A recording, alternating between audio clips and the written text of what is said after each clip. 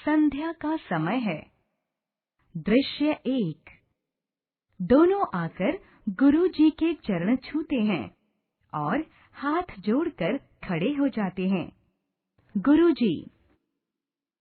बेटा कृष्ण, बेटा सुदामा। दोनों। आज्ञा दीजिए गुरुजी। गुरुजी दोनों के सिर पर हाथ फेरते हुए।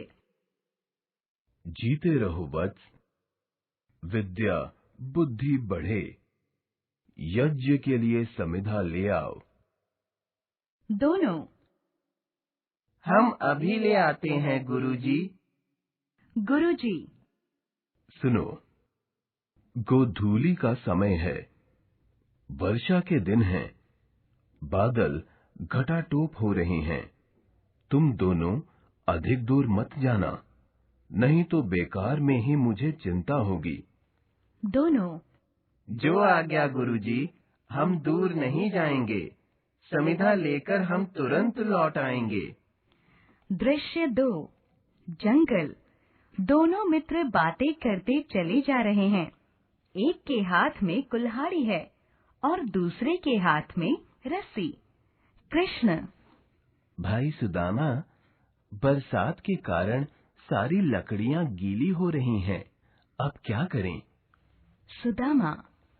हाँ कृष्ण, बीनने से काम नहीं चलेगा, किसी ठूंठ से सूखी टहनियां काटनी होंगी।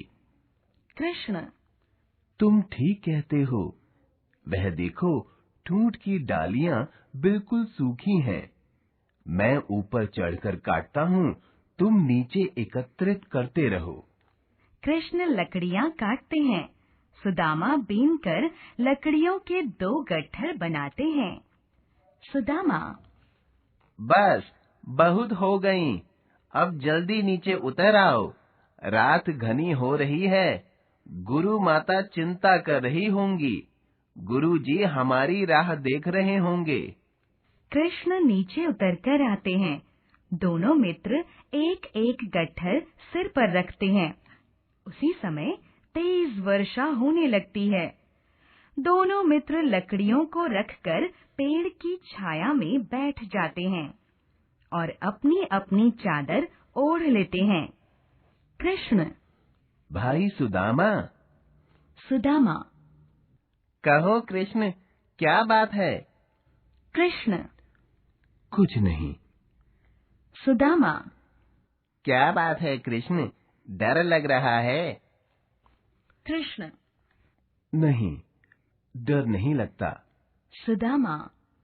तो फिर क्या बात है, ठंड लगती है क्या? कृष्ण। नहीं, ठंड भी नहीं लगती। मैं तो यह कह रहा था कि गुरुजी कहा करते हैं ना। सुदामा। क्या कहते हैं गुरुजी? कृष्ण रुक रुक कर।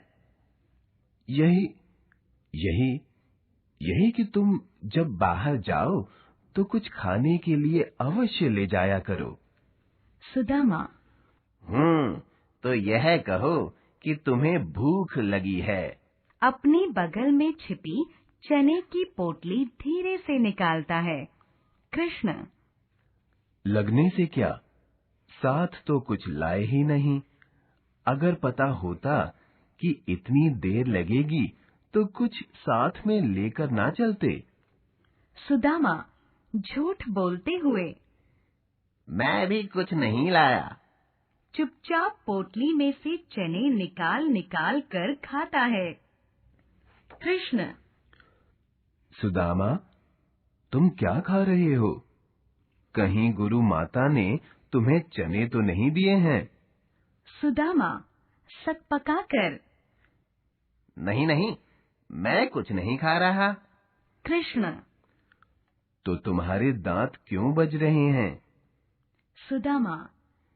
ये तो सर्दी के कारण बज रहे हैं। सुदामा कांपने का अभिनय करके दांत किटकिटाते हैं और कृष्ण से छिपकर चने खाते हैं। कृष्ण मन ही मन दृश्य 3।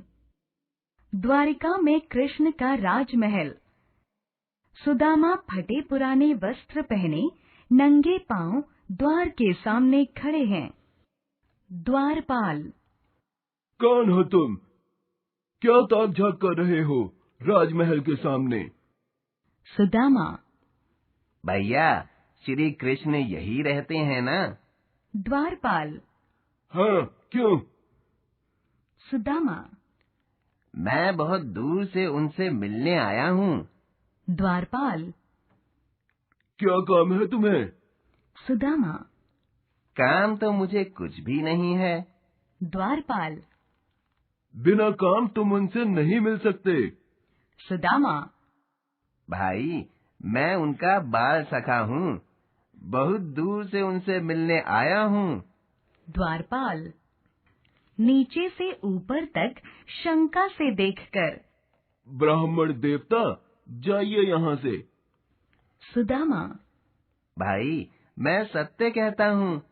हम दोनों संदीपन ऋषि के आश्रम में सहपाठी थे। द्वारपाल आश्चर्य से। अच्छा ब्राह्मण देवता, आपका शुभ नाम? सुदामा। मेरा नाम सुदामा है। द्वारपाल। आप यहाँ विराजिए। मैं महाराज को आपके आने की सूचना देता हूँ। द्वारपाल महाराज श्री कृष्ण को सुदामा के आने की सूचना देने राजमहल के भीतर जाता है। कुछ देर बाद श्री कृष्ण नंगे पांव दौड़कर द्वार तक आते हैं और सुदामा को गले लगा लेते हैं। द्वारपाल यह देखकर भौचक्का सा रह जाता है। श्री कृष्ण। आओ भाई सुदामा, आओ। बहुत दिनों में आए। कहो, कैसे हो? तुमने सूचना भी नहीं दी। सूचना देते तो मैं तुम्हें लेने आता। इतनी दूर आने में तुम्हें कष्ट हुआ होगा। कृष्ण सुदामा का हाथ पकड़कर राजमहल में ले आते हैं। दृश्य 4। श्री कृष्ण सुदामा को सिंहासन पर बैठाते हैं और अपने हाथों से उसके पांव धोते हैं। सब लोग देखकर आश्चर्य करते हैं। श्री कृष्ण। बताओ, भाभी तो अच्छी तरह है ना? हमारे लिए क्या भेजा है उन्होंने? सुदामा। वह बेचारी गरीब ब्राह्मणी क्या भेज सकती है? बगल में लटकती चावल की पोटली को संकोच से छुपाता है। उसने तो मुझे तुम्हारे पास भेज दिया है, सो चला आया हूँ। श्री कृष्ण। यह हो नहीं सकता है कि भाभी मेरे लिए कुछ ना भेजें। चावल की पोटली खोलकर खाते हुए। वाह वाह, भाभी ने कितनी अच्छी चीज भेजी है। कितने दिनों बाद इतने स्वादिष्ट चावल खाने को मिले। अच्छा मित्र, आओ अब अंदर चलें। अब तुम नहाओ, खाओ और आराम करो। सेवक सुदामा को भीतर ले जाते हैं। कृष्ण वहीं बैठे हैं। श्री कृष्ण मन ही मन विचार करते हुए। सुदामा मेरा बचपन का मित्र, मेरा सहपाठी, आज उसकी यह हालत, और इस हालत में भी इसे कुछ नहीं चाहिए। भाभी ने भेजा तो आ गया। कितना सीधा, कितना संतोषी है यह मेरा बाल सखा। अच्छा, अरे कोई है? द्वारपाल। आज्ञा दीजिए महाराज। श्री कृष्ण। विश्वकर्मा जी को बुलाओ, अभी इसी समय।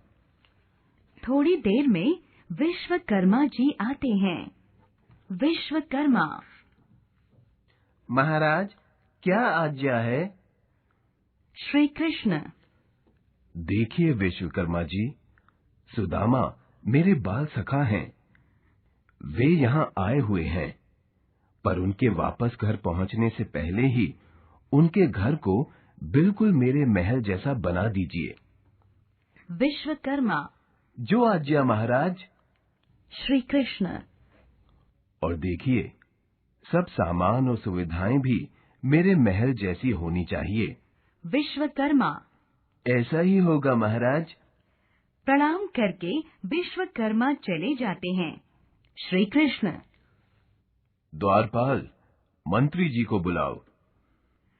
द्वारपाल मंत्री को बुलाकर लाता है। श्री कृष्ण। मंत्री जी, सुदामा मेरे बाल सखा हैं। आप उनके घर सब धन धान्य और सुख वैभव के इतने साधन पहुंचा दीजिए कि वे मेरे ही समान सुख से रह सकें। हम दोनों एक हैं, हम दोनों एक से रहें। मंत्री। जो आज्ञा महाराज। श्री कृष्ण। और देखो, यह बात सुदामा को तब मालूम हो जब वे अपने घर पहुंचे। मंत्री। जो आज्ञा, ऐसा ही होगा महाराज। मंत्री जाते हैं। कृष्ण के चेहरे पर प्रसन्नता के भाव आ जाते